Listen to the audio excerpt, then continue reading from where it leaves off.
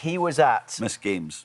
a higher level for a longer time than Maradona was. I would say so. He could be. He was at a higher level. He for would a have been on longer the time Ballon than Diego d'Or Maradona. scoring if he was playing today. Yeah. Xhaka He won. would have been- let's be honest, right, lads. He would have been higher than Scott McTominay. Lads, in the Ballon d'Or. I'm not. No, I'm not. it would not have been McTominay higher was than 17. McTominay. Kilbane Not a could have chance. been. Lads, some people actually take this seriously now, so I can't even. I'm not even going to comment on that.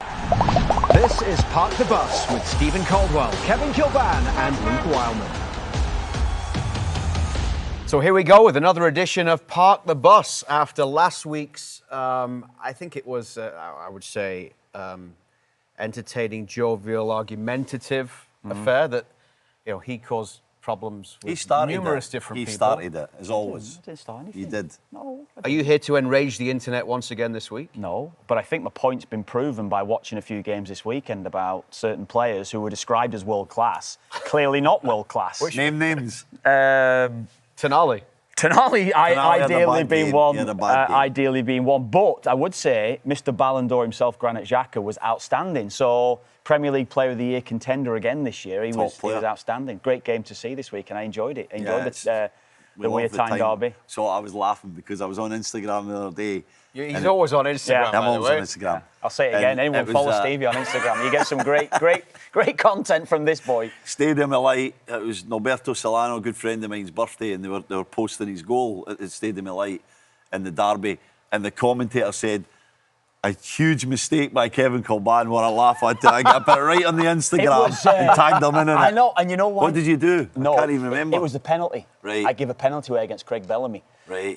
Bellamy done me for pace. I just had my big long legs. I stuck them in and took him out. And I've tried to turn to the ref. I didn't touch him or something, whatever. I said, clearly a pen. And they scored the pen. Yeah, we lost the game. 1-0. 1-0. You got in touch with him yet, Craig Bellamy? Craig Bellamy. We need him on. We'll try and get Craig Bellamy in the new year. Yeah, Bellas hopefully. Yeah. He's had a lot to say about Canada, and even this week about Jesse Marsh and wanting to play against him again. Yeah. So he was asked about that. That all came up. Yeah. So it would be good to get, I think it'd be great. Ahead of those playoffs will be great, wouldn't it, for us? Yeah. Yeah. I mean, we've got to, just before we get into things, 2 minutes ago you were fixing Stevie's chair. Yeah, it's a bit shaky this year. If anybody is watching if anyone's watching on YouTube, I think it's fair to say that it could go at any time. It could go at any time. I got to sit nice and still. And if it does, it's his fault. Yeah.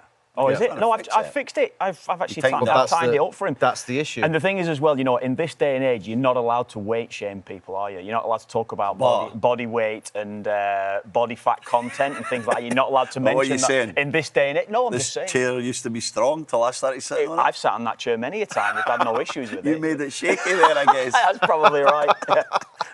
Yeah, no, it was a great game. That Sunderland-Newcastle game, and obviously now now that the World Cup draw has taken place, you're watching all these games thinking, oh, Canada's going to be playing against Granit Xhaka. And what he's achieved with Sunderland, the way that the stadium was just incredible, the welcome for the Newcastle. There were a couple of things. One was the welcome for the Newcastle players as they came in was just as you would expect. There's a few clips online. It was just incredible. Apparently, Sunderland's players drove up to the stadium on one side, parked, got on the bus, drove round to the other side of the stadium just so that they could arrive on the bus and get off together. And, I like that. Crazy. Yeah, it is. It's great. But look, I've just before we went to Nebra, I'll say it now. I saw it this week described as probably the biggest derby, or maybe after Rangers Celtic, as the biggest derby in Britain. And if you look at it in terms of, everyone talks about Merseyside derby, Liverpool-Everton, you can talk about North London derby, Tottenham-Arsenal. I think because it's two separate cities, what makes that game so special, hatred is a word that you could easily use for those two teams hating each other. And it's to playing it and winning it, I think I only won one of them, but it was such a great game to win. If you win that game, it's so special because that takes you almost for the rest of your career when you're whichever team you're playing for, doesn't it? It's an amazing match. It's an amazing derby, and actually I only won one myself, and the one that I won was when he gave away the penalty. I came on in that game after about 19 minutes. Wow. But I'm poor old Voltemada, by the way. Yeah. Oh, he's going to have a tough week. Everywhere he goes, they're going to remind him.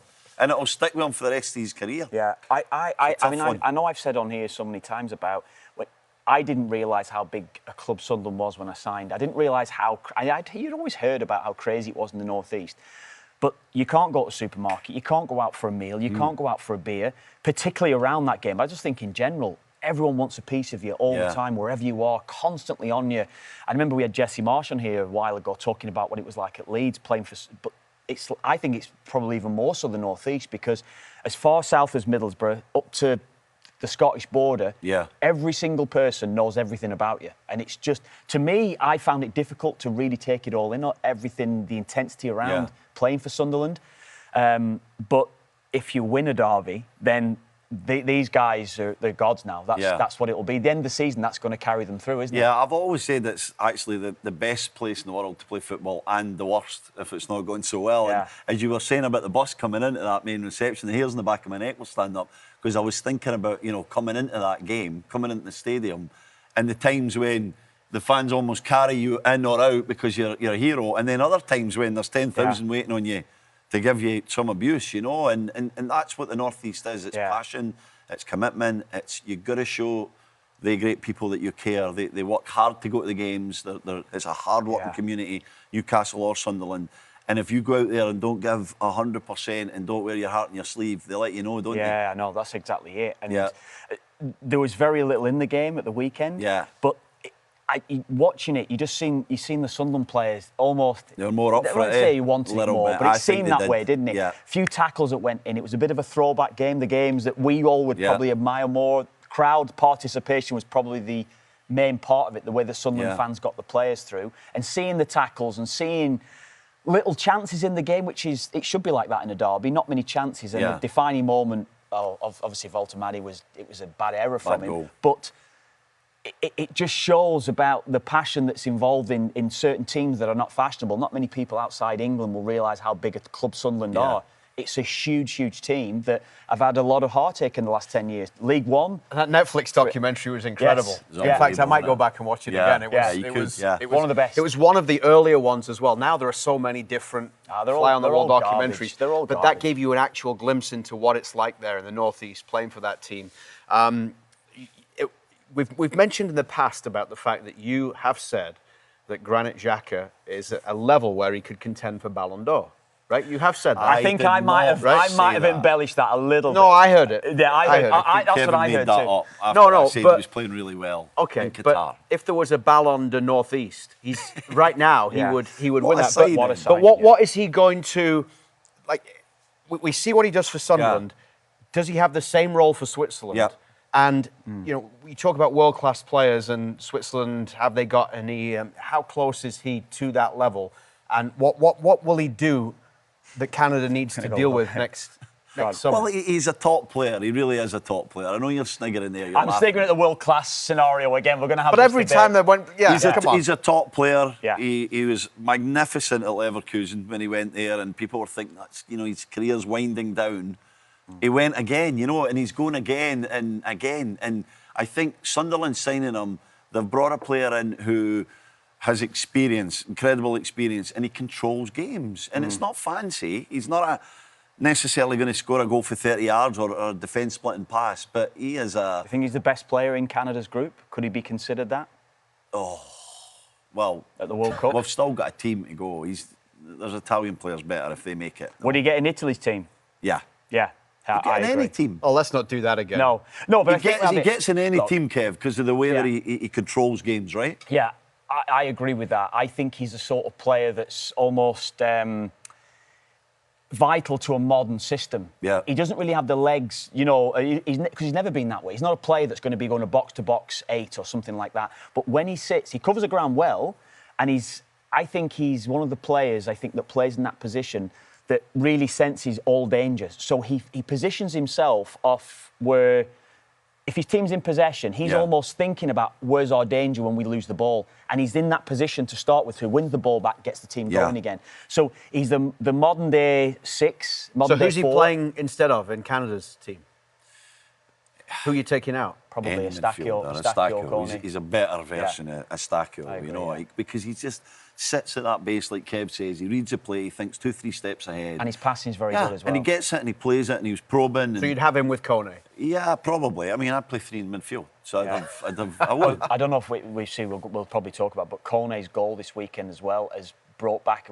Well, we won't move off Xhaka too early, but I think it proved a point, or not proved a point, emphasised the point of how Jesse Marsch could play his team with Kone as a 10. Yeah. The goal was a perfect number 10. What he did, it was a little give and go, ran onto a ball. If you can only imagine Jonathan David playing as a 9, and that link-up play between Kone and David. Yeah. He got a bit lucky with his bounce, but his finish was just sublime. I watched the game. I watched the first half. And his change of pace, Kev, to get past the defender. That's what Kone has. He has that burst, that change of pace. Yeah. And so when he's in the middle of the park and he's got a bit of freedom, he can break lines, through his dribbling almost rather than his passing. He's when he's on, Kone is special. And you think about a guy like Xhaka and what he does and how he sort of liberates players, lets them go do their thing, because he'll say, I'll be here, you go, but he'll make sure he gets them back in. And that's what his leadership is outstanding, Granit Xhaka. Well, if you even think back the time that you were talking about him as a Ballon d'Or contender, he was outstanding in that Arsenal side. And you think of Arsenal prior to the World Cup in Qatar, they were so good. They were top of the league. We were all expecting Arsenal to be a serious contender before they fell away. But the Xhaka move at the end of that season, I think he did, didn't he? Before he had the 2 years at Leverkusen. And then if you think about that maybe 6 months that he had prior to Qatar, I think that was in his head. I've spoken to you guys about this so often, about players having that goal of making sure that you're peaking at that right time going into a World Cup. I think Xhaka's going to do that this season. I think he'll know potentially it could be his last World Cup. And I'm going to almost time my run, but while still being effective for Sunderland, but time my run so I am in peak condition come next summer. I think he's got that about him now, that he knows how to manage his body and manage his game. Yeah. From last week, by the way, that whole nonsense with how many Italians would get into the Canada, or how many Canadians would get into the Italians. Well, by the way. You asked me that question. I had more people stopping me talking about that than anything else we've done for years.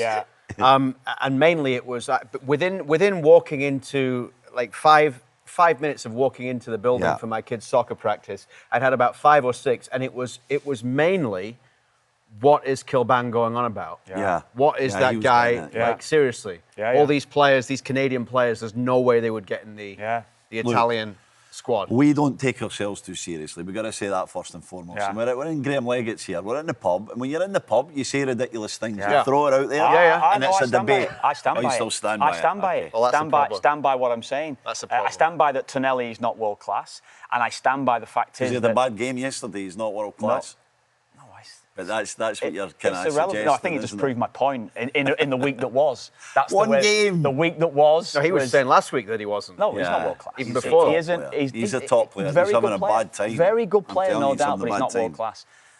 Well, his legs are... World class players know how to get themselves through. What he is world class at, in my opinion, is getting around the field. He is the modern day midfielder, 6'8", he's on the end of crosses or whatever, and he's back defending in his own box.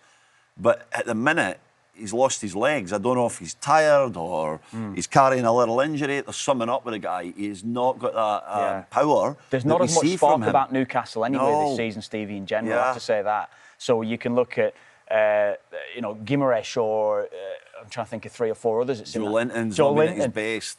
Willett came on. The main guys in the last 2 or 3 seasons are not quite with it. So I don't know if it is a little bit of tiredness or maybe expectations. That club, it can drain you. Playing for a team like Newcastle, Sunderland, we said before, playing in that area, things aren't going quite right.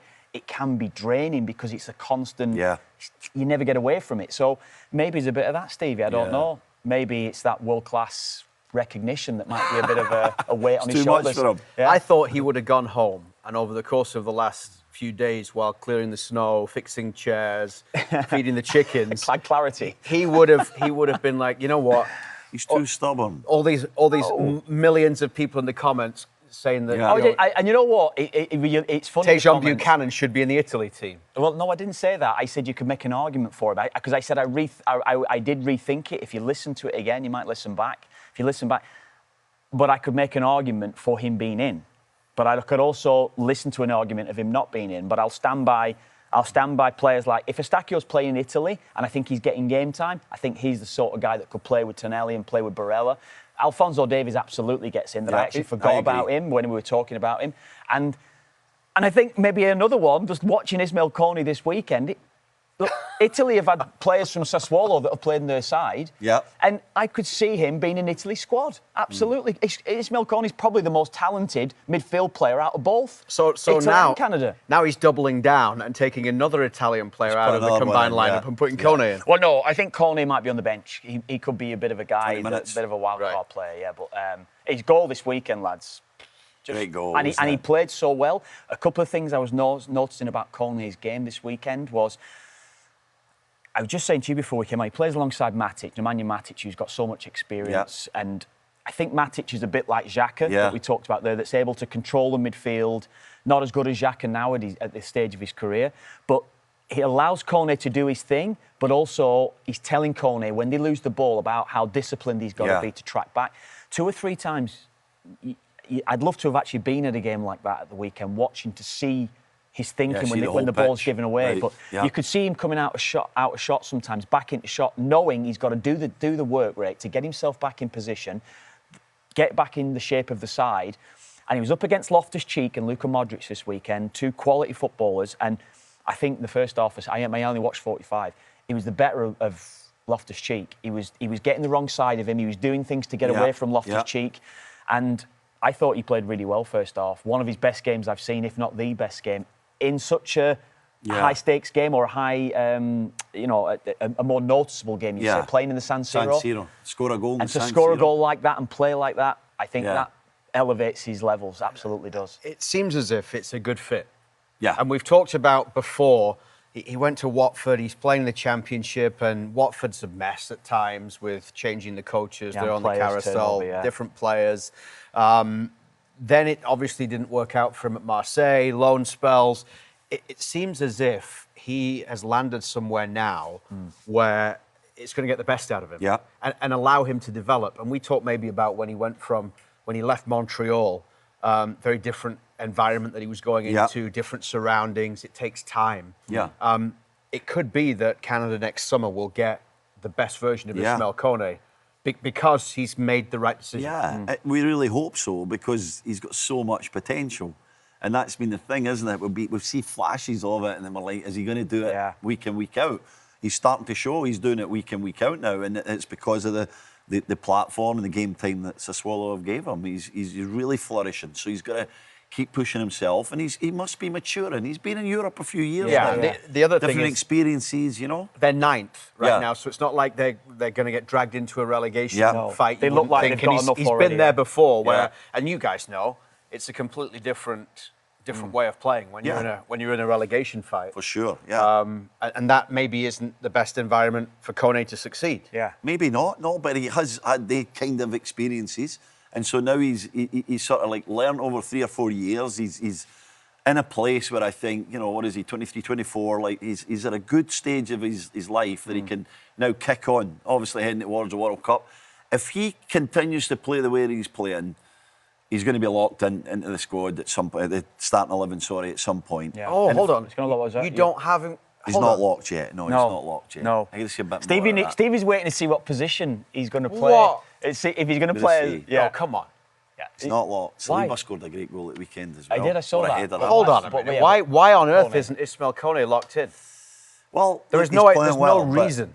There is reason, because depending and on the opponent, they need somebody more solid than that. You've locked Rich Larin from recent form. You could... He's locked Richie Larin in a position where Canada... And great to see Alphonso Davies back this week. Canada's superstar and left-back. Yes. So he's locked Richie Larin at left-back in place of Canada's superstar. Unbelievable. Right? Yes. But he won't lock in Ismael Kone. Can I just clarify, Canada's superstar is locked in for me as well, a little bit further up. You make it sound like I've dropped Alphonso Davies, Kone's top. He's top. I still think, and I know Jesse loves 4-4-2, but is there still an argument to get that extra midfielder in there? Is Kone the key? But if that's the case, if he does that, Kone's still in the team. Yeah, fair But enough. is there a scenario where they start that opening game in Jesse Marsch's preferred formation with the two central midfielders and Kone isn't one of them? There is a scenario. Because he does what? Because he might need someone more solid just to sit in the middle of the park. If it's Italy, Saliba. if it's Saliba's Italy, more disciplined I know we're going than- to go back to it. If it's Italy, Kone. and you've constantly said about the team that Canada face in that opening game is going to dictate your 11. Yes. So if it's, say, Italy, and it's Italy there in Toronto, and that game is, we know how electric it's going to be. Yep. You spoke about the world-class Tonelli and these class midfielders that Italy do have. They're going to dominate possession. Does that not give you more thought then to go, I have to play Kone in as a 10 and we're going to lock him in? We got whether he's playing a bit deeper alongside Eustachio or whether he's playing as a 10, he's a certainty, isn't he, to start? I think so. In that game. Given his knowledge of Italian football as well and the players that he's going to face. Yeah, I think He's a lock. It has to be, doesn't Has it? to be a lock. Has to be. He's not locked yet. We'll see. Right, okay. Still some okay, you're just being stubborn. You call me stubborn. Now you're being stubborn. Yeah. I think so. Yeah. Because the other thing is as well, I was on board with it when it was the early weeks of the season. We still don't know how he's going to settle in at Sassuolo. We don't know who they're what going he's to going to play. do. We don't know who they're going to play. You've locked How can everybody we- else in. Yeah. You don't know who they're going to different play. reasons, I've locked other people in. For different reasons. Yeah. Laria's Right. locked in because he just brings someone really special to the team. That And Kone doesn't. pettiness, whatever you want to Kone call doesn't it. bring something special. Combat. Kone is special. And Very, I have very to say, special, I would say. When I watch Kone, when I see him score goals like that or move past midfielders, he is a joy to watch, isn't he? He's one of my favourite players So why? in the world. So the then, way that he drives past people. Can I just elaborate on this point why he's not locked in then? So what scenario happens then? Whoever Canada's going to face, whether it's Wales, whether it's Bosnia or whoever, Italy, whoever. Right. What scenario then is it that Ismael Kone does not start the game? This is a scenario. They're Yeah. playing Italy, Right. who are a better team Yeah. than Canada on paper. Yeah. Kev just said Kone would get in the Italy squad and maybe even in their 11. Yeah. didn't Yeah. he? Okay. I don't know about 11, but Yeah. they're playing against Italy. They want to be solid. Substitutes really matter in modern football. If you go 60 minutes and you stay in the game, you're nice and solid. I know it's not necessarily a Jesse Marsch way of thinking because he is very positive. And then you're bringing on a guy like Kone when people are tired to run past people in the midfield. That's a scenario you could see Kone starting. So on it'll the be bench. Saliba ahead of Kone then. Is I'm what not you're saying that it will scenario. be. I'm saying it's a scenario It's a scena- that No, I want Jesse Stephen will be Caldwell. thinking I want about. Stephen Caldwell scenario, not a scenario. My scenarios. Yeah. My scenario, if I was coach of Canada, I would pick Eustachio, Saliba and Kone. Right. I'd pick three in midfield. I think they're too good. The three of them need to be starting that game. It can flatten off as a three-man Right. midfield. It can Nice be and a solid. 2 and a 1 in a triangle, however you're going And to have actually, that. they're all quite comfortable stepping forward. You know, they've all got great You're legs. looking They at can go wider Croatia's areas. rotation in midfield. Oh, that'd be good, wouldn't it? Yeah. Yeah, something like that. I'd think it'd be a great trio. But Jesse likes two strikers. It's Yeah. not going to happen now. No. There are 4 games left No, I before the don't World think Cup. it's gonna If it was happen going to now. happen now, we would have Yeah. seen it before now. Yeah, I think so. Surely. Yeah, I think we know that. I think we know that probably in our heart that it's unlikely. It might be something that's forced upon him if there's an injury. Yeah. Then it might be a little bit of a rethink in the next couple of windows, but it's highly unlikely, Yeah. isn't it? It is No, unlikely. he likes two strikers. Yeah. And it's all about the press, isn't it, really? Yeah. It's all about setting that press and Taniolo O'Shea's and the prime position. They're all because he's the scoring. best presser. Look at all these players we spoke about. Saliba goal at the weekend. Promise Great David, header. great goal, Promise David. Yeah. I mean, we love him. And Yeah. I love him for different reasons about this rawness that's still there with him and stuff that he needs to improve. But Yeah. his chance at the weekend, it's just touch finish. He makes it look so simple. I didn't see his game, so I have to confess I didn't see the match. But Yeah. there's a lot that we know he's got to improve on. He has to improve on so much. But if he gets one chance when he's through on goal, it's like a Is he the best finisher? 90% conversion. Is he like up there with Jonathan David in terms of the finishing? Well, he's showing more It and more. seems like he's as good, doesn't he? He's so composed. Jonathan David had the ball in the net again yesterday, but it was ruled out for offside. I was watching that game. Right. It was Bologna, Joey Saputo's Bologna Oh, right. against Yeah. Juve. Love that stadium, by the way, Yeah, with it's cool. the architecture and all Uh-huh. that kind of thing. Yeah. Bernardeschi was on the bench as well. Was came he? on late in the game, and Juve scored just after How did Jonathan David David had look? gone off. I thought he looked okay. Yeah. Yeah. I think he seems like he's finding his form. He seems to Confidence be after now, the goal midweek. He's Good got goal. confidence. Good goal. Took it well. Yeah, he did. And it was Don Hutchinson. I think Yeah. Do you know Don? I know Don well. I played with Don, yeah. Great former With Scotland with Sheffield Don. United player, as you mentioned. Good guy. Whoever Good had it on the commentator. bingo card for how long He's into the. good, Don. I really enjoy on TNT Sports. On a Sunday night, they have the Italian game. Adam Summerton does a great job. He's the commentator, Right. Yeah. and Don Hutchinson is alongside him. Right. And they do a great job of bringing the Italian game, to the broadcast. Yeah. And they were talking about the fact that now, and not just for Jonathan David, but this is a huge moment for Juve's strikers. Yes. Right. Someone has to step up. Someone does, yeah. And in a World Cup year, for Jonathan David, this is his chance. Yeah, we talked 6 weeks or so ago about the fact that, is he going to have to move in January? Yeah. Well, he's got the opportunity now. He's been there since August, September, October, November, what's that, Yeah. 4 or 5 months? Yeah. This is the time now where it's like you're not, I know it's a completely different environment, but you're not new anymore. No. You have to perform. Did he get, Luke, can I ask you, I didn't watch the game, did he get chances? Did he have any major... He had a couple. Yeah. I wouldn't say there was anything glaring Yeah. that, I'm just going to say that, though. When I watch him for Juventus, I'd see him kind of always a couple of steps behind. On the periphery. When I saw him for Lille, Yeah. they played to his strengths. getting and chances, He looked that's what I'm confident. saying. He got his chances, Yeah. even if it was on the break. They weren't a free-flowing side, Lille, most of the time. They were sort of counter-attack. But with Juventus, they have the ball. Yeah. And I see him in positions where he seems like, to me, he's just never really, in the right spot at the right time, if you know what I mean. Yeah. The one that he scored, it was a ball over the top. It was cut back. He was in the 6-yard box, finished it. Yeah. And the offside was on the ball over the top to start with, Yeah. which is Right. why it got called Right, back. right. But those are the sorts of positions that he needs to get in, and he needs to get in for Canada. Yeah. And that's sometimes why we're talking about the fact that he's not the furthest forward. He's dropping Yeah. back. Yeah. But he was in the box. Those are the sorts of goals that you see him score a lot when he was in France. Yeah, he right? did. And he was clinical, and he still is clinical. Yeah. As we know, when he gets chance, he doesn't miss. He Yeah. missed a few at UVA. Maybe that was a confidence thing.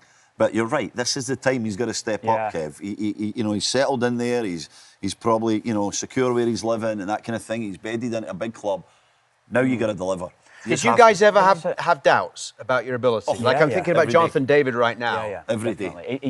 You never talk about it. We're from an environment probably where you don't talk about your insecurities and talk about the times when you're feeling down about yourself. And I said it the other week about psychology wasn't really a part of our game, and it would have been a huge benefit, I think, to a lot of players. But even if you've done it somewhere else in the past, even if you know, like, you've got a good you body can't of tell work in yourself, your career for your club and your country, Yeah. and then I think all of a sudden... honestly, Luke, I think any major athlete will tell you that, you have the confidence, you'd be constantly outwardly saying about the confidence. Internally, I think if you don't have that little bit of insecurity, I don't think you can improve. Yeah. I don't think you can get better. And I think when you have these spells and you come through it, you kind of have a bit more of an understanding about yourself and your game, I think, when you go forward. So I think Jonathan David having this, I think it will help him. But just in answer to that, Luke, I think every player should have. I think every player should have doubts about themselves and have something to work on constantly, because that's always going to drive you on to better things. I just want to maybe ask both of you as well. We've obviously been covering the Canada games recently, and we've constantly spoken about the fact that David's not getting chances.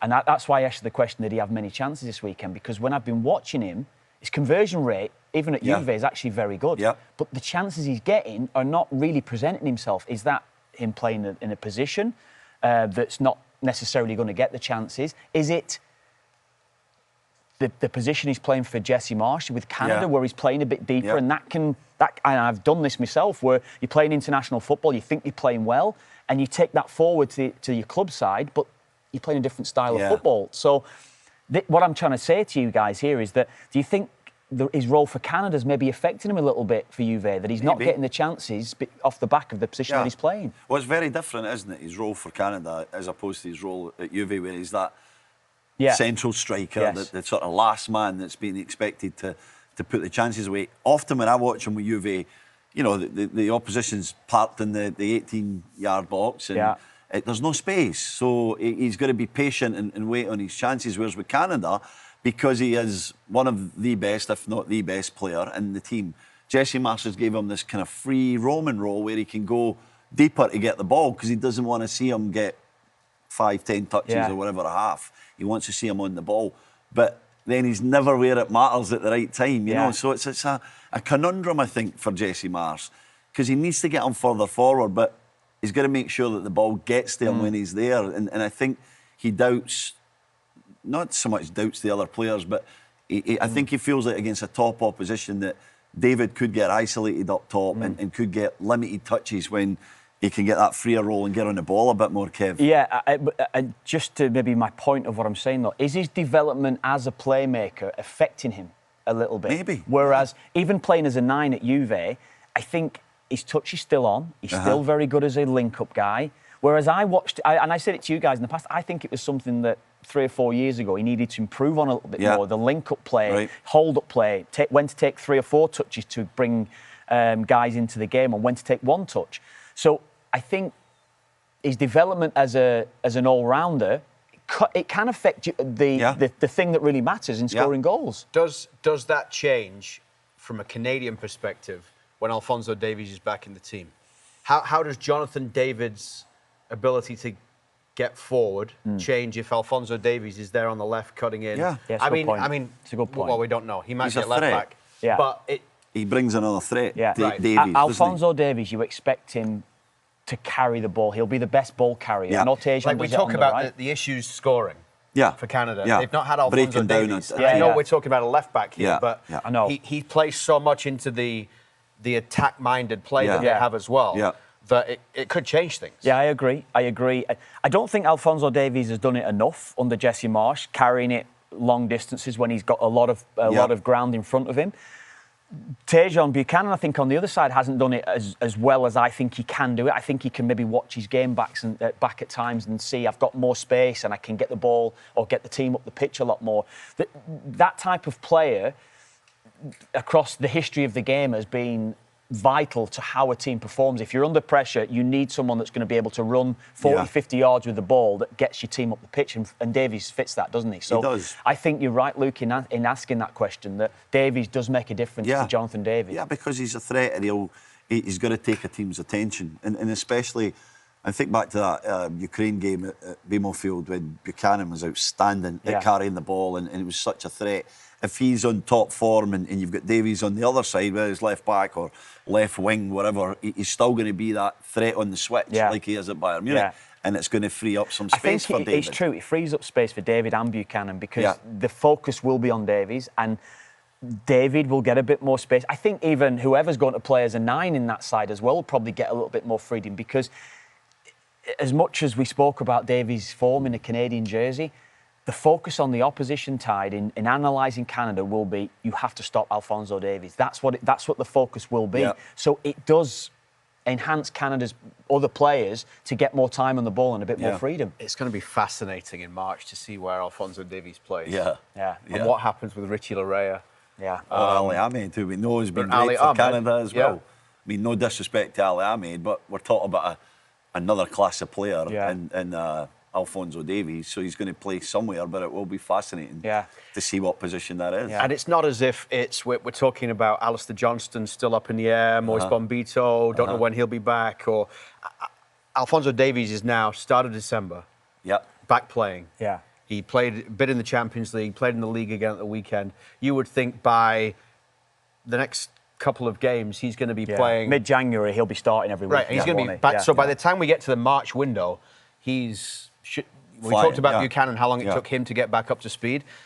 The timing actually for Alphonso Davies is pretty good. Yes. When you look ahead to the World Cup. And he could be fresh. I know. You know, he's going to come back with not a lot of minutes in his legs. He's going to be flying into that World Cup. Yeah, I know. You hope. That's what we spoke about with Xhaka and other players. And I think that you have that target of the World Cup and managing your body now. It's not necessarily going to be the case for Davies because of the time he's had out.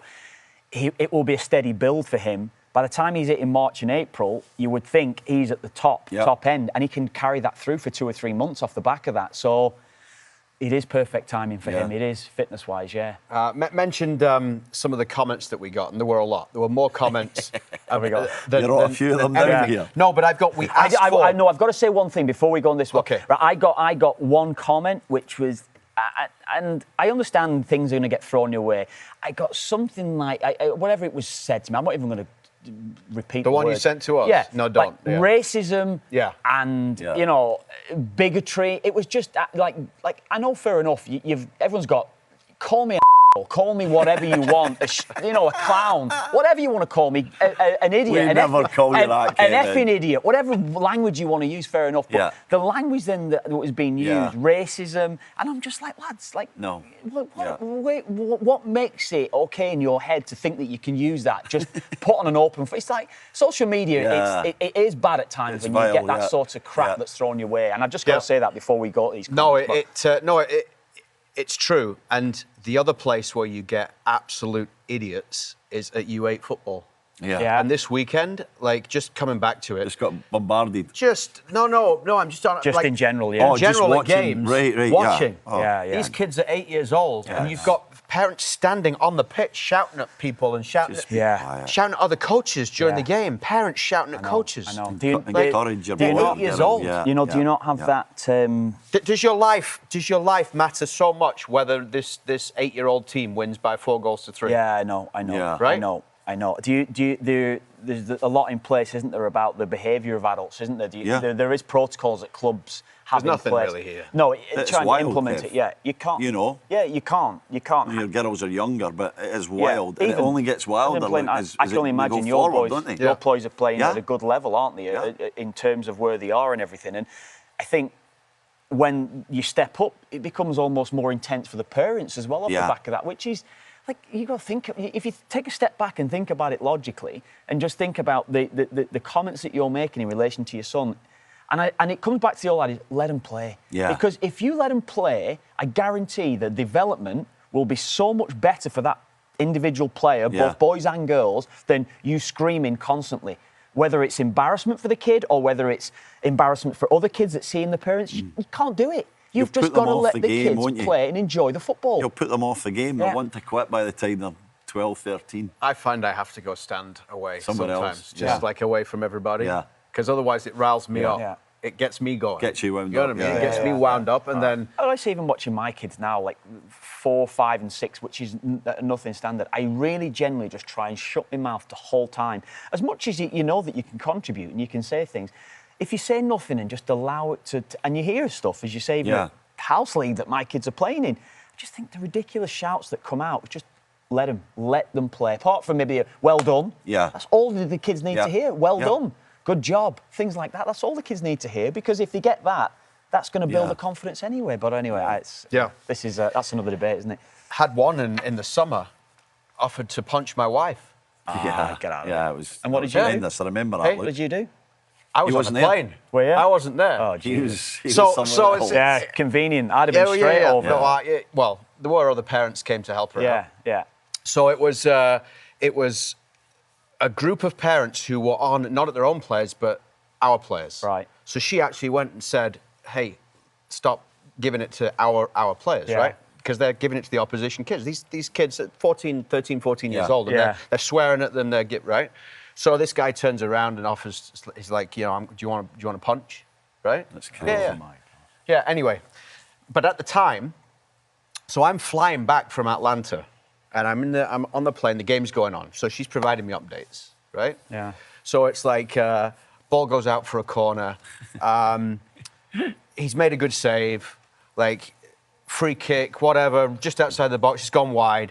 And the next update I get is, I just got into a fight, the game was stopped, right? And then the Wi-Fi drops out. On the plane, yeah. And I'm like, this can't be right. No, it must be like autocorrect. There was a fight, the game was stopped, whatever, right? Like, not, I just got into a fight, the game was stopped, God. right? I'd have been raging. So, and then You think what's going on? it takes me 10 minutes for the Wi-Fi to come back, and I'm wondering what the heck's going on here. And by the time the Wi-Fi comes back, I've got messages from all these different parents. Oh, my God. But she was standing up for what was right against these idiots, right? And you bring it up. So these are the kind of people that are also sending you crap on social media as well. They're all over the place, unfortunately. Yeah, well, we're going to get negative No, I know, comments always, I know. but we get positive ones as well. Yeah. I have to No, but say, you know. I actually Last week, enjoy to be it. fair, just they to were say- mainly positive on your side. Yeah, well, Stevie likes that. Stevie's very insecure about it. Anyway. He needs that love. He needs the love. I'll tell you what, I'm getting a lot of stick because I was very strong in saying if you come to Toronto Stars. Oh yeah, I like that on though. June 12th. I think it's a Be very wearing a good Canada talking shirt. point. Yeah. But a lot of guys have come up to me and said, "You don't know what it was like growing up," and having this said to them. And I get it. I get it. Everybody has reasons. But I just think if you're proudly Canadian, and you went to school, whatever, you grew up in Canada, you're born in Canada.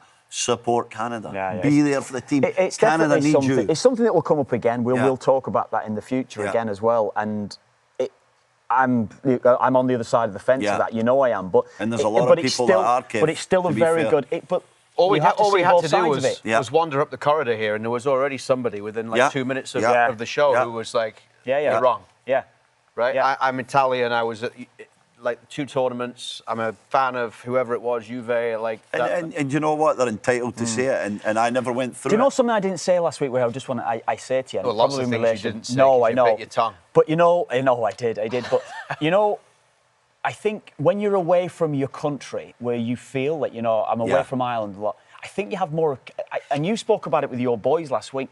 The connection with your football team, i.e. Ireland for me, your boys England. I think it actually enhances your identity more. Get stronger. It does. And you romanticise about your home country, you romanticise about the good things, not the crap that's going on there in any case. We know the bad side of it. You romanticise about it. So I think, in my opinion, the Irish football team enhanced my identity, and I think it made me more Irish. It made me more proud of being Irish. And I think that's the case with Italians or Croatians. I think the football team has, because it's so big in our countries, it enhances who we are.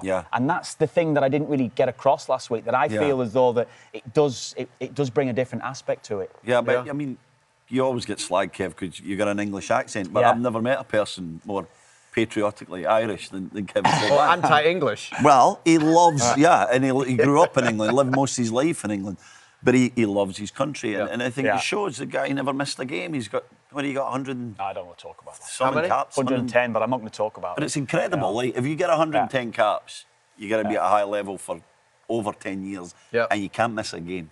You always want to go. And a lot of people miss games. Premier League players he was at miss games.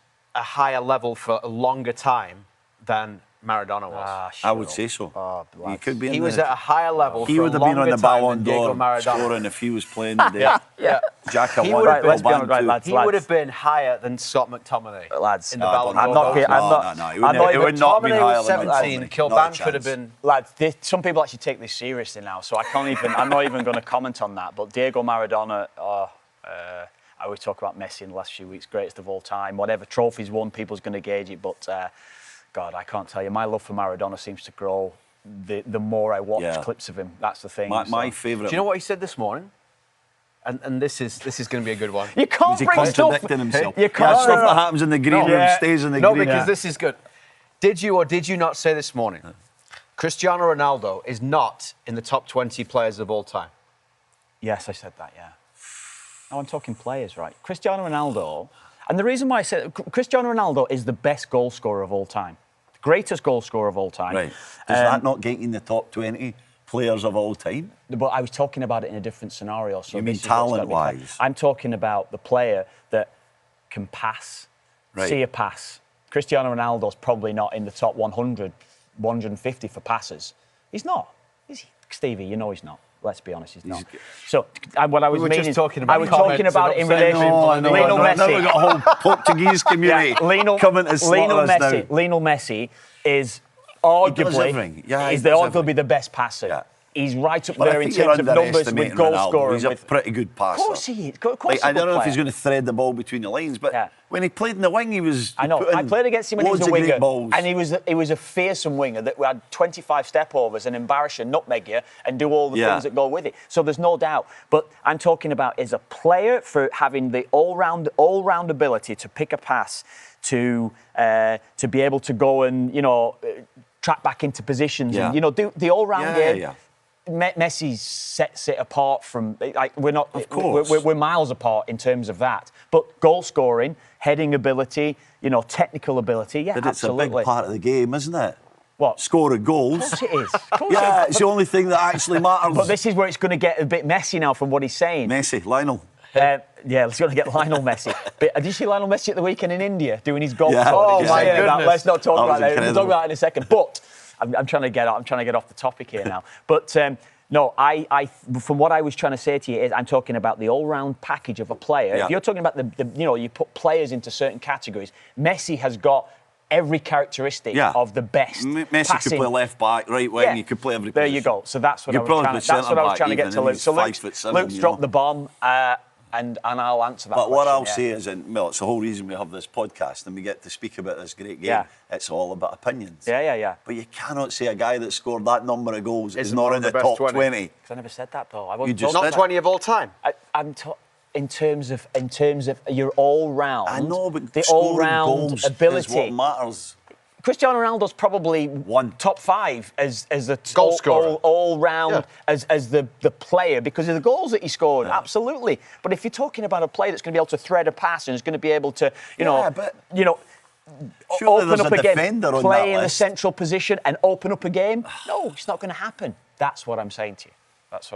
So, I want to stop this bit. In your top 20, are they all midfielders? Because generally midfielders do every part of the game. We were talking about the overall. I wasn't talking top 20 about... best That's players what I'm saying, of all time. though. But Top 20. you got a defender on it. Top 20 of all time. Cristiano Ronaldo's top 5. Absolutely. Do you have a top defender 5. on it? But I'm talking about the overall ability of a top passing, Like talent so you're talking player, about. passing, all these sort of things. Cristiano Ronaldo is not in that category. He can't pass as good as Luka Modric or Toni Kroos. Or that's what I'm saying to you. So for a long time, there's been a Messi or Ronaldo who's the greatest, right?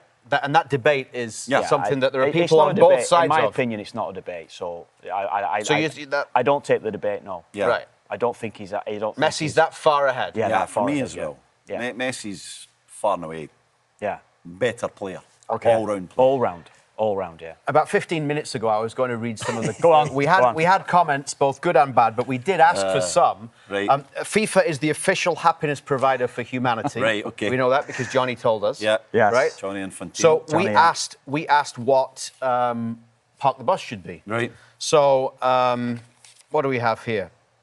Nick Peters said the official trio of grumpiness. I don't know about. I mean, you. Why are we getting lumped into him? I know. It's only him. You're more grumpy than me. No, he's not grumpy on this pod. Yeah. Stevie was a grumpy one. Yeah. Marco 7263. Park the Bus, the official backyard poultry wisdom provider. I like that one. I like that one. You know what? The amount of times I listened to last week, just that little bit at the end where he talked about the chickens and don't put the heater in there because it could set them on fire. Yeah. And that was, wisdom enough. His but then comment. you say, cooked chicken. Yeah. It was amazing. I know. Great comment. Race of Roosters probably the best comment I ever on Park the Bus. Park the Bus, the official Football's Gone Soft provider. Oh, yeah, we could stick to that, I would say. Canucks 1000, Park the Bus is the official Commonwealth provider of Canadian football therapy. Oh, it's a bit fancy, that one. Yeah. Football therapy. Statman Joe came up with a great one on the group chat. FIFA is the official happiness provider of humanity. We are the official yappiness provider of humanity. That's a good one. So that was good. So thanks to anyone who got in about that. Yeah. Before we move off some of the Canadian players that we've been talking about, I want to mention one for you as well, just to throw in. You can throw that in. Daniel Jebison at the moment, firing at Preston. Preston North End up to third in the Championship, scoring goals. Third? I know. I don't think they'll finish there. Do you know why they're third? Good goalkeeper. Former Sheffield United manager Paul Heckingbottom. So you've got two mentions of Sheffield United in this podcast already. I don't know if you've noticed. But it's valid because you brought it up. Yeah. He's a good manager. He's done well. He's done well. Stuart McCall assistant with him. Yeah, he is. Stuart Is he? McCall assistant. Yeah. Yeah. Stuart McCall, ex-Sheffield United. He was with him at Sheffield United for a long time. Yeah. But one of the best things about Stuart McCall, and got to know him a bit. He was at Bradford for a bit.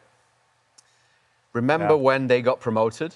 He fell off the car. And he fell off the top of the car in the parking lot. Get it on YouTube. And he bounces up. Stuart He doesn't McCall even falling feel off it. a car. So at Bradford City, the parking lot, and I was there last summer, and it's not changed much at all. No.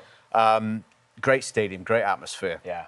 A club that has Another big club. has No one fallen a knows long about. time and is on the way back My up. mate's there, Graham Alexander. Yeah. Managing them. Yeah. Great lad. Yeah. Grez is a great Yeah, lad. yeah, Yeah, I paid for tickets. I should have got. You Yeah, could have got. could have made that a was phone stupid.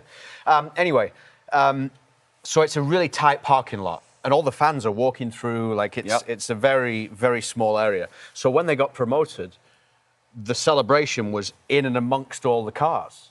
And Stuart McCall somehow finds himself on top of one of the cars, celebrating, but not for long. Falls he off. fell off. And looks like he hurts himself badly. And I bet he did hurt bounces himself. back up. Yeah, the next day Next felt day, like, not he that would have day. felt like, I love when he bounces back up and he's like just pointing his fingers and singing. It's amazing. But anyway, he's part of the coaching staff with Paul Heckingbottom, who gave Daniel Jebison his start at Sheffield United in terms of putting him in.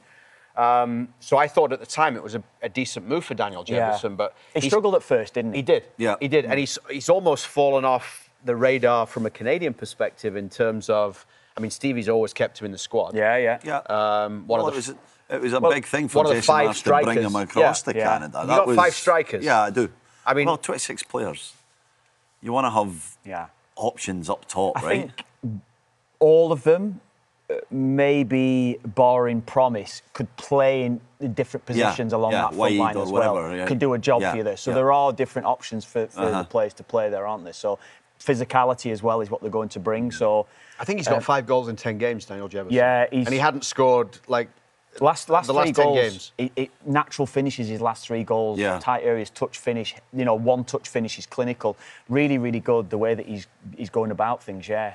So if David hopefully doesn't keep struggling at Juventus, and the 3 guys, Tani's scoring still. He's done so well in La Liga.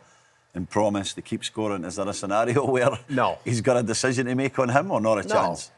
You got him locked in. Yeah. I watched your segment. You're telling me he's locked in. So if guys are scoring goals... Yeah. I think... Jonathan David starts the first game for Canada. I think he has to. That's almost as ludicrous as Ronaldo not being in the top 20. I'm just saying, if guys are scoring goals and Tani was strikers... going to Europe changed our thoughts on it. If he'd stayed in the MLS, he'd have had that spell out, and then I think that changed. So he then immediately and his form and how Jesse likes him within that system immediately puts him there, doesn't it? Because you could say that. Promise David continue to score goals. Jebison, with what he's doing now, if Preston get a playoff spot this year and he scores, and we said it ourselves, he has to score at least 10 goals, probably 15 to 20 this season if Preston are going to do anything. And that's what's expected of him to go into Preston as well. So Preston are, obviously grew up in Preston and that's my first team and it's the team that I would love to see get to a Premier League. But it's unlikely they're going to go up. But they might do what Luton did, might do what your Burnley side did all those years ago, Stevie, that against the odds, bit of togetherness gets them up. They've got a good manager that knows how to maybe galvanise a side and keep them together. And if Jebison continues to play like that, like he's doing right now, he'll end up with 15 goals this season. But he's not starting ahead of Jonathan David. The other thing, all those people you just named, you didn't mention Cyle Larin. Yeah, I know. Who, until a few weeks ago, was in your 11. Yeah. You dropped him out of the 11. He's had a bad week as well. Van Persie's now talking this week about the fact that the substitutes in that game midweek didn't do anything when they... But he was falling badly, isn't he? You can't get away from that, considering... So is he 5th right now of the 5? I think he might be. Like if you're dropping... If Jesse Marsh suddenly wakes up and thinks, I'm only taking 4 strikers... He's in trouble. He is, he's in trouble. He's going to be the one of the guys that's going to be debated, isn't he? Well, whereas the 6 months ago, it's not debated. The only thing in his favour is his experience and that he's done it at that level. And you said that how much, Kev, you can tell us this better than anybody because you've actually been to a World Cup, but how much does that experience, that know-how, that kind of composure, let's call it, when you're standing in that tunnel and you're about to go out into that first game, into that cauldron, how much does experience matter? Yeah, I think it's a good point. And also, just for the squad itself, if I think back to maybe the side that I would have had players like Niall Quinn, for instance, who was coming towards the end of his career, there could have been an argument that you could have picked somebody else ahead of him, someone younger. But Niall had been around it. He wasn't scoring the goals as frequent as he probably would have done in the past before that. But he was so important to the group, so important to what was trying to be implemented by Mick McCarthy at that time. So you can't overlook that experience and what they actually mean to the programme itself, I suppose, as well, and the players that have come through the system that would be looking up to him, the younger players. He started 3 games all season. I know. Look, I'm trying to make a little bit of an argument for him off the back of that, but if you'd look at it realistically, he is in trouble. Just from what you're saying before, Steve, he is in trouble, and he has to be because of what's been said. Van Persie spoke about obviously coming on this week and not having an impact. He doesn't get a game time. He doesn't get any game time this weekend. Then you're going into Christmas time and you're into January. Is he still on? Is he on loan? He signed permanently, didn't he? I'm trying to think what happened there. He's on loan. He's on loan. Yeah, he's on loan. Yeah. Look, Feyenoord's not a team that can carry players. No. They have to be thinking, we've got to be having players scoring goals regularly for us. And that's expected in Holland, in the league that they're playing in. So, look, who's to say? He's in trouble. He's in trouble with his club and country. Jesse Marsch came out strong in the summer, defending Cyle Larin. Rightly so as well. But as we came to every international window, and there were some reasons why at times he wasn't involved, personal reasons. But as we're coming to every international window, we're talking about it. This is important for Cyle Larin from a national team perspective, and it just hasn't happened. No, but how can he start if he's not starting for his club and he's not in form, and guys are starting scoring goals at good level in Europe? How can they not be? But what I just mentioned Niall there before as well. Niall was contributing, coming off the bench in our qualification, scoring, creating goals, or whatever he was doing during that. Even though said he wasn't at his very best, Cyle Larin is not contributing in the national jersey. And Quinny was so specific, wasn't he? He was just like elite at holding the ball up and bringing others into play. So. And he's a great guy. Everyone loves Quinny and everyone follows Quinny. He's that kind of character. So he's in the team because of that. But no disrespect to Cyle, and I've been extremely loyal because I know what he's capable of, and I get on really well with him. But he's not that kind of leader figure either. He's quite a quiet guy. He keeps himself to himself. So when you start looking at like what is he bringing to the team, what is he bringing to the squad, at the moment you're saying not enough. So it's up to him. He's got to step up. He's got to get fit, and he's got to get on the field, and he's got to get scoring goals. Otherwise, he might just be very disappointing this summer. And is he also going to be an option off the bench, or are there players ahead of him who you would bring in to impact a game? Maybe if you're trying to close a game out, but not if you're trying to score a goal. Not a chance. Promise looks that guy. He's the number 3, isn't he? The natural number 2, 9, I suppose. Right now, it looks as though that if you need a goal with 20 minutes to go, 30 minutes to go, Promise is the guy that's coming on. And look, we've spoken so much about him and what he brings, but there's an energy about him, I think, as well. There's a spark about him as a person that looks as though that goes across the team as well. That, look, his first touch might not be the best in the world. He might not be the best guy at closing down, but he scores goals. He's got a knack. He's got a knack of being in the right place, and composure when he gets there is another level. You can't explain it. He's at his best when he's bearing in on goal, and he usually puts that away. Now, we know Dayne St listens to the podcast because he told us that he was a Park the Bus listener when he was in on the show. Where he's going to be playing come January, nobody knows right now. He's out of contract, hasn't agreed a new deal with Minnesota, the MLS Goalkeeper of the Year. There are options in MLS, we're led to believe. Oh, there'll be lots of options. And reporting options. suggests that maybe even Toronto could be an option. We talked about Maxime Crépeau and potentially that being an option as well. Well, the wages of Sean Johnson... they could just carry that through to Dayne St Clair, which, look, whether you agree or disagree whether he's worth the amount of money that's going to be paid to him or it's going to be needed to get him, it's going to be, it has to be on around about $1 million in comparison to the other goalkeepers in the MLS. There are also supposed to be options in the Championship. Now, how big a risk would that be? Knowing that right now, there isn't a number 1 assigned for Canada. And... obviously, Dayne St Clair, we think, is just ahead. But it could come down to club form. How much of a risk would leaving MLS be right now for Dayne St Clair? Big risk, Stevie, I think, isn't it? I mean, you think he has to take it. I'd be interested to see... You think he should leave and go if that's... What options do you think he'd have at Championship level, Stevie? Which teams? I was looking at a couple. He's going to go in as a number 1, right? But I was looking at it this morning. Who needs a 1? Just in terms of, I know very much a team like Preston North End, we spoke about before as well, and how they do their business. So Preston are a side that try to buy cheap or as low as possible and sell high. That's the way it is.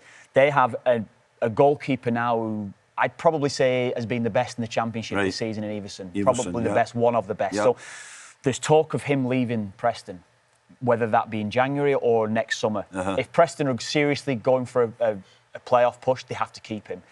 Now, Dayne St Clair goes into Preston in January, and he's almost guaranteed to be number one beyond next summer. Yeah. Does he go and say, I might play 4 or 5 games till the end of the season in a World Cup year? Can't, can he? So there we go. Can. But if I'm talking, again, we talk about what's best for his career. How many clubs really upgrade their goalkeeper position in January, mid-season? No, but this is where I'm coming It's back. if there's an injury, it's it, right? Championship, no way. It doesn't happen in the Championship. So this is where I'm thinking with Preston, that Preston, Everson leaves at the end of the season, and wages-wise, he probably won't be on as much as Everson, or they won't command as much as Everson. Yeah. Preston get a great deal because he's a free transfer. They sign him, next season he's number one. Right. And potentially to sell Dayne St for What a risk 10, that is, 15 though. million. What a But risk. what a risk. Yeah. But for his career, I think that would be the best thing for Dayne St Clair's career. Because I could see him at Preston with how the structure of the club is run financially. Isn't the best thing for Dayne St Clair to play every week and be the number one for Canada at World He's got Cup? to stay in the MLS then. Because if he goes to the Championship, I don't think, if I'm looking right down through Championship now, I can't see him going into a Championship in January to be number one goalkeeper. I think it's such a big call for any whether you're in relegation fight or you want the playoffs. You stick with what you've got, or unless a goalkeeper's injured. And even that, it's a risk because the Championship clubs can't carry 2 number ones. They don't do it. No. They carry a 1 and a 2 player. Yeah. The second goalkeeper's on way less financially. And that's the structure of the Championship. That's how it works. Do you know something? You're talking a lot about. No. He's talking a lot about Preston. I'm just thinking. Preston, my team, I know them. No, but I know Everson is well sought after, Yeah, and he's there's big talk of him leaving. But even that is a risk, because say for example, Dayne St Clair is okay. You're coming in, and we're going to sell him in January, and you're going to be in. Yeah. And then he comes into Preston, the transfer window goes on, the transfer never happens, and then he's the backup. Yeah. I mean... No, but that's my point.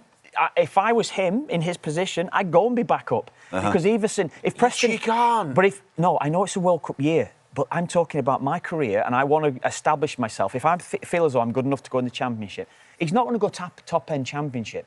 Right now, if you're... Coventry or Middlesbrough or any of those sides that seriously challenging at the top of the Championship now, they've got a set goalkeeper. They are not going to change. Top 6, top 10, they've got a set goalkeeper that they're not going to change. So Everson's my only one, only because I know them a little bit and how they run things, that Everson is probably going to leave. If Preston are seriously thinking of going for the Championship, Everson won't leave in January. He'll go at the end of the season. And then, beyond next season, he's number one. That's the only way I can see it for him. Bad timing. It's though, just isn't it? I don't do anything risky in life, right? I'm very set in my ways. He's got to stay. He's got to stay MLS. So for me, it would be like, why would I? You know, say I could go to Toronto, be the number one keeper for Toronto FC, and that's got a very good chance of making me number one keeper. I'm back home, number one keeper for TFC in Canada. I don't think that's a great move for Dayne St Clair. I think for his career, he's got to make this step. This is his chance, and he's got to make the step. And risk being number one at the World Cup. He's got to back himself. He's got to get assurances wherever he's going that he's going to play. As we know, it might not develop like that, but this is his chance to go to Europe. I think he wants to go play in Europe, and he'll find a club and go, and he'll risk maybe not playing at the beginning or for a period of time, knowing that he's built up a little bit of credibility. What I would say as well, and we don't know where Max is going to be either. Yeah, and I've said it so often to you guys personally, and I think I've maybe even mentioned on the call. George Campbell has gone to West Bromwich Albion. Yeah.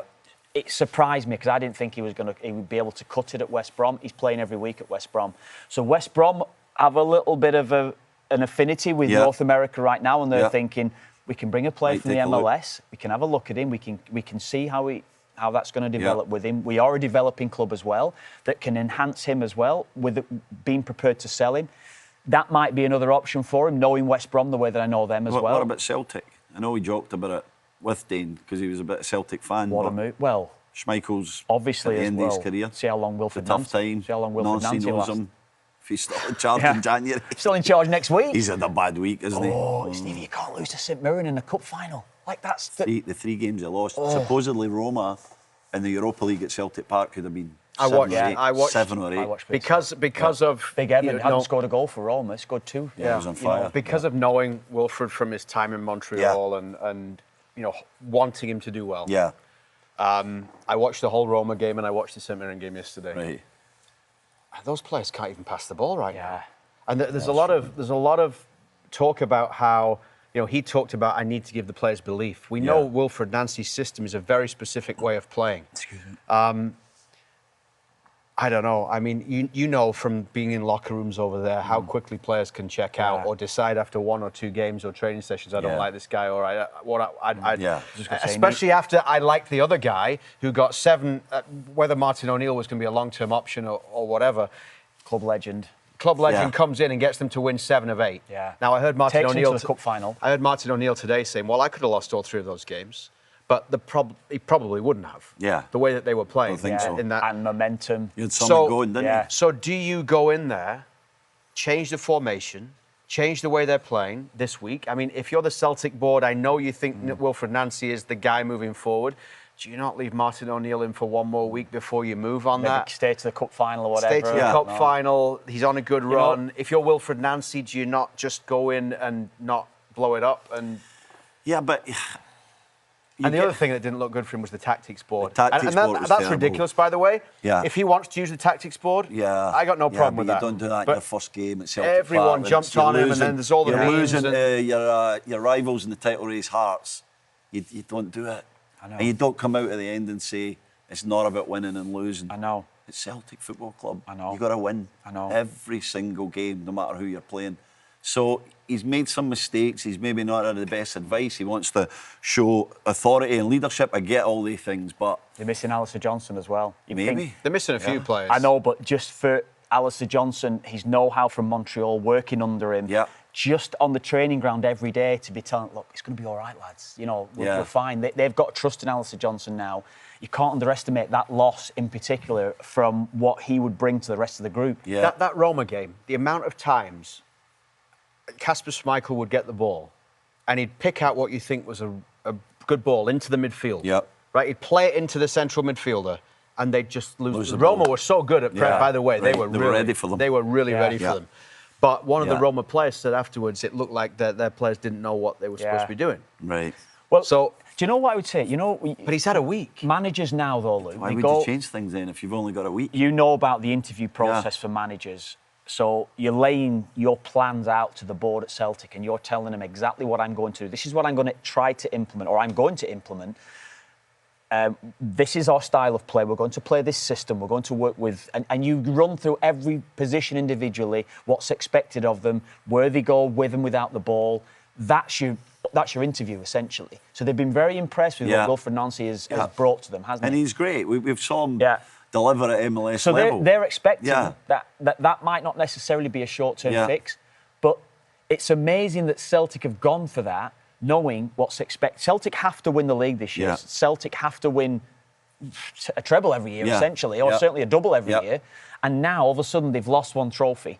And now the pressure is going in. I think they played Dundee United this week. Dundee United beat them. Wilfred Nancy might not last 2 weeks in the job, which is outrageous, really, knowing full well how the interview process goes and what you're telling the board.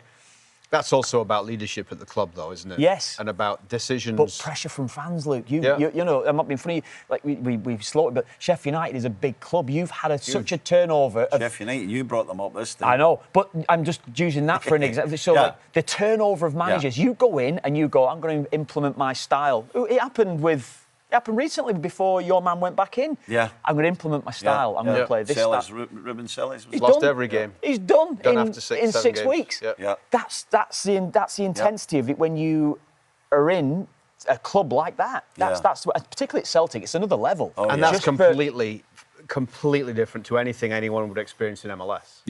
Right, and that's also when we talk about a player like Dayne St going over to the Championship. It's not just for managers. No. And we talked about Kone settling in and having to go to that environment in Watford.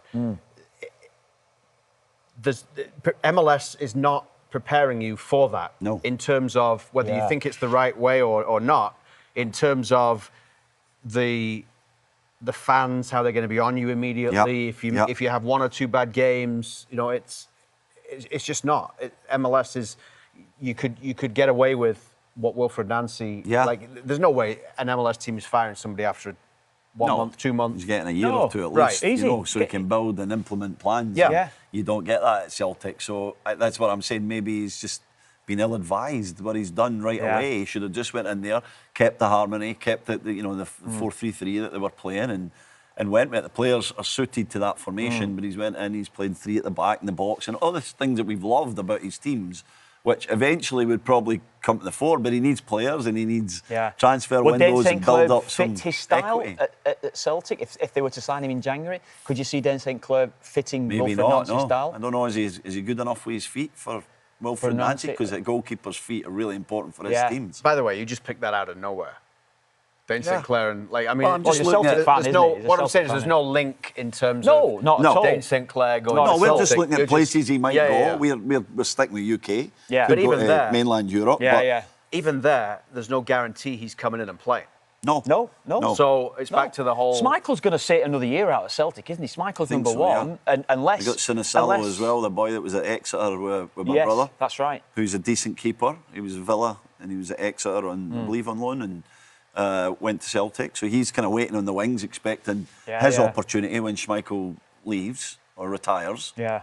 So, yeah, I just threw it in there because I'm trying to think of places that Dayne could go that is going to hopefully take his game to the next level and push himself. And I believe this is his window. He's got to risk. There this could also January. be a window after the World Cup. Yeah. I know he's probably But he this goes is- somewhere this is now. the He's point. signing a long-term contract he's a somewhere. free. He's a free. Yeah. Does he Yeah, stay yeah. at Minnesota for deals there for him? Does he go to another MLS team and takes that, or does he take that advantage? What I'm saying before, he's at a stage of his career now where, going back to what you're saying, it's almost like now or never. Yeah. If he wants to go to Europe and he's got full admiration or full, I'm trying to what's the word I'm looking for here? Dreams of going to Europe, whatever. Yeah. It's not the word I was looking for. But Aspiration? Aspirations, that's what I was looking for. If you want to go to Europe and you get this opportunity now, you're on a free transfer. Yeah. You've got to go. This is it. This Yeah. is the That's goal what now. I'm saying. So I understand the big one is the World Cup. Yeah. That's your carrot that's there, that's waiting for you. And if he wants that, you stay in the MLS. Yeah. You go to an MLS team and you sign a 4-year deal and you have that security, like you're saying, or you have that belief in yourself, the utter belief that this is what I want to do. This is what I thought of myself. I've had a 10-year plan, a 5-year plan in my life. That is what I want to do, and you've got to go. And you have to take the chance to potentially be number 2, like I at think Preston, and go beyond it. Is he number 1 already for Canada? Probably is, Yeah. I would say. Yeah. So he speaks to Jesse and goes, look, this is an option for me. I'm probably not going to play to the end of the season. But Jesse's thinking in his head, you've got 4 games, 5 games or whatever. You might get a cup game. You might get an FA Cup game for Preston or whoever in the Championship. And that's your chance to play a game. Maybe there's an injury that gets you another half a dozen games. Yeah. That might be it. Yeah.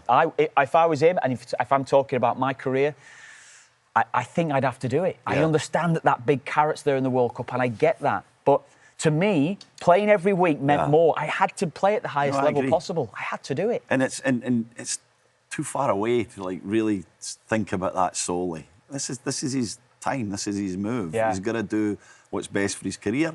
And you never go anywhere thinking you're not going to play. Yeah, I you know. always think you're going to play. You said that to you us, played in a Always World think you're gonna Cup. play. Yeah. You wouldn't have sacrificed that, surely, for a club career.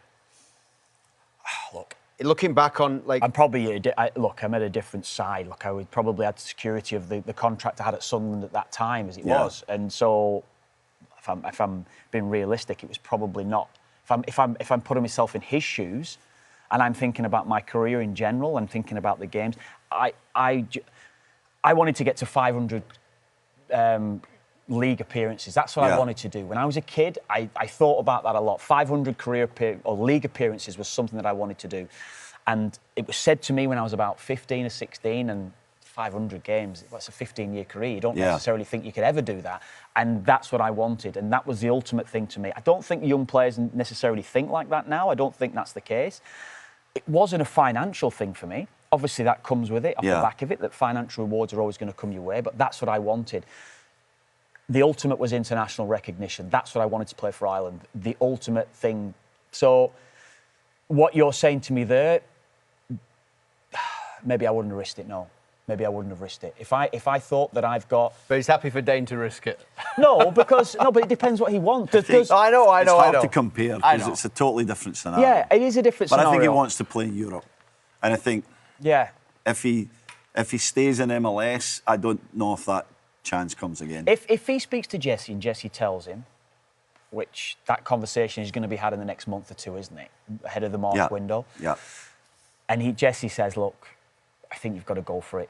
You're going to be my number one. He has to almost give him the guarantee before he signs the contract, I suppose. And that's what he probably needs before that move was going to happen. If that doubt's in his mind and he's thinking, I want to be Canada's number one at the World Cup, which of course he does, but that might jeopardise it, the move, then that's a big decision.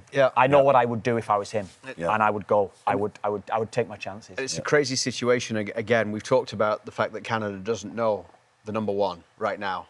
And not only that, neither of the number ones have teams right now, because Maxime Crépeau, we're going to see where he goes as well. He's in the same boat as Dayne St. Clair. Than St. Clair, you would think, but he still needs to find a place that he can play and thrive again. And you talk about somebody who might well now have missed out on a starting job in a World Cup because of going to Europe. Matt Turner was the US number one.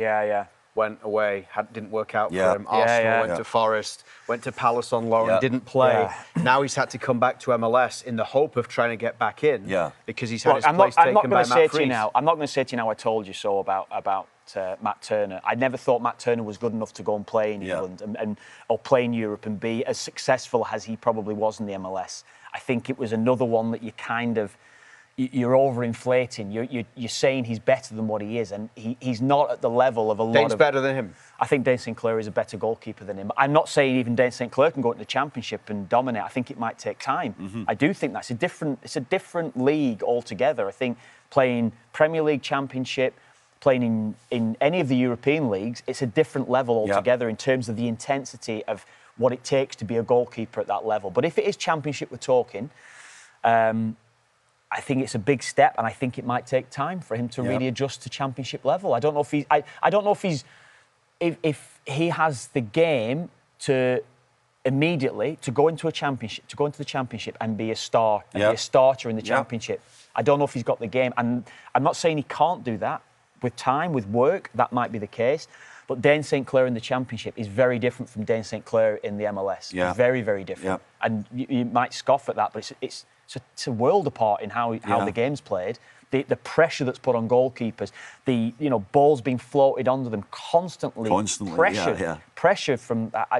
I don't know if I've not seen it enough from him to suggest that he can really cope immediately at that level. I don't know. Okay. Well, next week, for some reason, the Park the Bus Christmas party was put on the night before we do the show. Stevie loves it. Stevie can cope with it. He's I love a quiet one.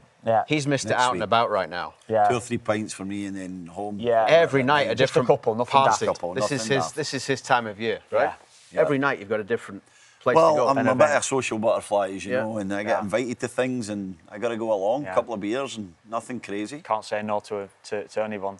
Okay, so next week we are recording the morning after the Park the Bus Christmas party. So you won't go crazy. No, quite. But a meal and a couple of beers. You'll be on time though, eh? Because we know when you go out for a few, you're sometimes late. Stevie, I've got like a 3 and a 4-year-old, and remember last year I'd gone home before he got there. Although I was a bit mad at him last year, wasn't I? Because I kept saying, "Are you coming? Are you coming?" Yeah, I'll be there, and then got a bit mad at him. Yeah, so you better be here. What I'm thinking this year, I might have to pull a Luke, be there early and leave early. That's what it might have to be with the kids, Yeah, I'll leave early as well. So we're ready for part. There is zero chance he's leaving early from anything. So next week it could be good. Yes, I know. Thanks for watching. Thanks for watching Park the Bus. You can catch new episodes every Tuesday, available on YouTube or wherever you get your podcasts.